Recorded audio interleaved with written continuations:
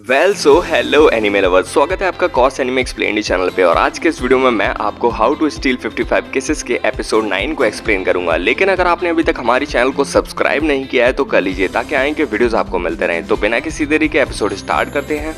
Let's begin.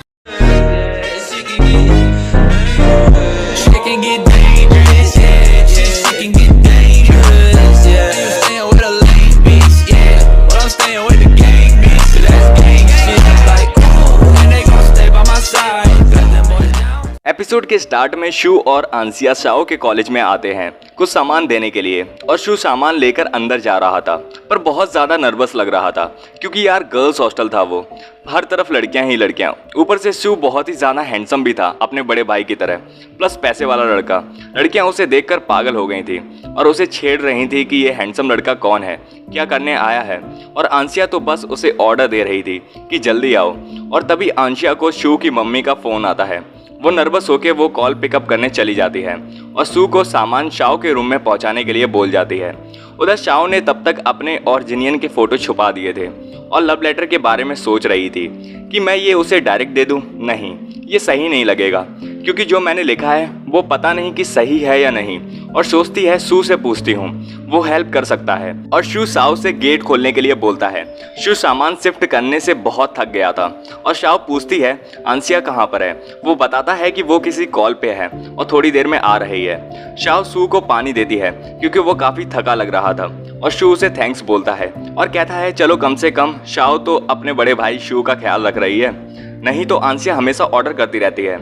और तभी शू बोलता है क्या हुआ, तुम्हारा चेहरा लाल क्यों लग रहा है, क्या तुम्हें फीवर है। पर बात ये थी कि वो शर्मा रही थी और शर्माते हुए बोलती है कि मैंने कोई ढूंढ लिया है जो मुझे पसंद है। और ये सुनते ही शू के मुंह से पानी निकल जाता है और बोलता है कि कौन है वो, यूनिवर्सिटी का लड़का है क्या, चलो उससे मिलते हैं।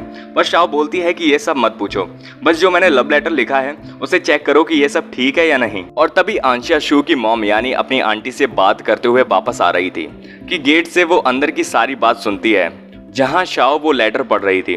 और आंसिया आंटी से थोड़ा रुकने के लिए बोलती है और सुनती है छुपके से, जहां शू बोलता है कि चाहे कैसा भी लेटर हो मैं ध्यान से सुनूंगा, तुम बोलो। और शाओ बोलना स्टार्ट करती है। शू बड़े ध्यान से सुन रहा था और आंसिया भी।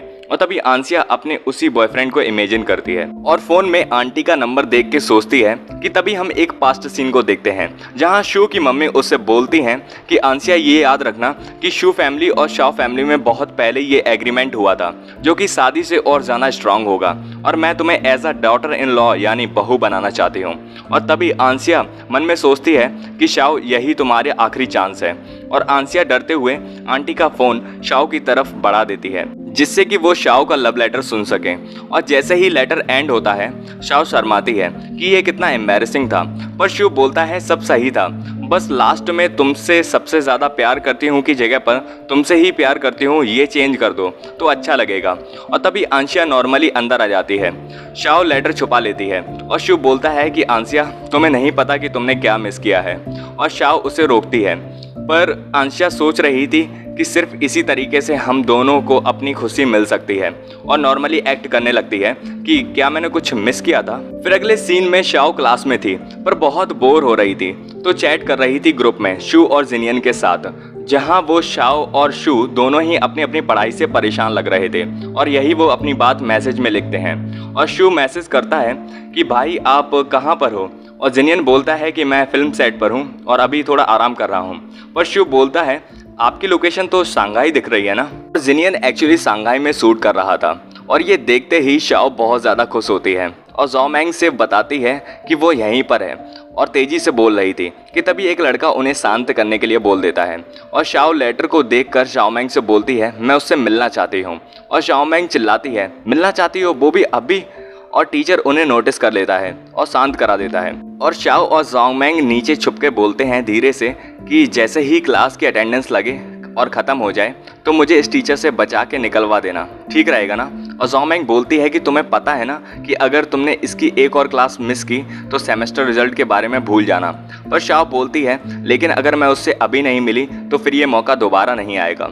और नीचे छुप छुप के क्लास से भाग जाती है। और उधर जिनियन भी सेट पे शाओ के यूनिवर्सिटी के लिए बस देख रहा था पर तभी उसका सीन आ जाता है। वहीं दूसरी तरफ शाओ फिल्म सिटी पहुंच गई थी पर वो जगह बहुत ज़्यादा बड़ी थी तो उसे ढूंढने में प्रॉब्लम आ रही थी और फाइनली उसे वो जगह मिल भी जाती है जो कि ब्रिज पे थी और वो भागते हुए वहीं पहुंचती है पर वहाँ कोई भी नहीं था और वो एक जाते हुए आदमी से पूछती है कि यहाँ पर आज एक शूटिंग होने वाली थी, वो कहाँ गई। और वो बताता है कि शायद वो लोग यहाँ से चले गए हैं। वहीं दूसरी तरफ जिनियन शाओ की यूनिवर्सिटी के बाहर वेट कर रहा था और जिनियन को तभी शाओ का मैसेज आता है कि तुम कहाँ पर हो, और वो टाइप करता है तुम्हारी यूनिवर्सिटी के जस्ट बाहर।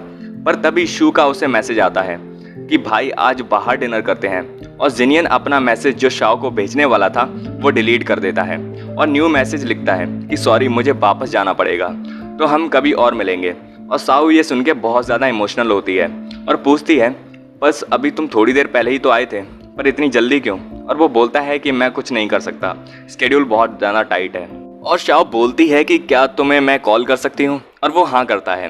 वो दोनों बात करते हैं। शाओ बोलती है तुम यहाँ कभी कभार ही आते हो तो पहले से बताया करो ताकि हम मिल सकें। पर जिनियन उसे बताता है कि ये प्रोडक्शन टीम का लास्ट टाइम पे आइडिया था और कैसा रहेगा कि तुम जब हांगजोउ आओ तब मैं तुम्हें अच्छी सी ट्रीट दूंगा। पर शाओ मना करती है कि लास्ट टाइम मैंने तुम्हें बहुत ज़्यादा परेशान कर दिया था, तो क्या तुम अगले वेकेशन में आ सकते हो यहाँ पर। और वो बोलता है कि अगर कोई काम नहीं हुआ तो मैं 100% आऊँगा। और पूछता है वैसे क्या हुआ, कोई प्रॉब्लम है।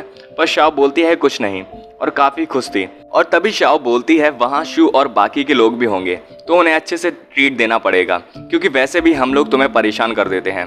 पर जिनियन बोलता है शू मेरा छोटा भाई है तो वो तो वैसे भी मेरी प्रायोरिटी है, तो मैं तो उसे देख लूँगा। अभी हांगजोउ मैं पहुँचने वाला हूँ तो मुझे जाना पड़ेगा। और शाओ बोलती है ठीक है, फिर मैं तुम्हें ज़्यादा परेशान नहीं करूँगी। और वो रो रही थी और खुद से बोलती है थोड़ा वेट और कर लो, फिर ये लेटर मैं तुम्हें खुद दूंगी। और जिनियन उधर अपने आप से बोलता है तुम थोड़ा और वेट कर लो, मैं तुम्हारे लिए वो बन जाऊंगा जो तुम्हारा अच्छे से ख्याल रखेगा। और ये ट्रेजिक सा एपिसोड यहीं पर एंड होता है। वेल सो गाइस, कैसा लगा ये एपिसोड हमें कमेंट करिए और अब देखते हैं आगे क्या क्या होगा। और ये एग्रीमेंट जो शू और शाओ फैमिली के बीच में है वो क्या है वो भी हम पता करेंगे। तो जानने के लिए मिलते हैं नेक्स्ट एपिसोड में, पर तब तक के लिए bye bye, sayonara and arigato for watching.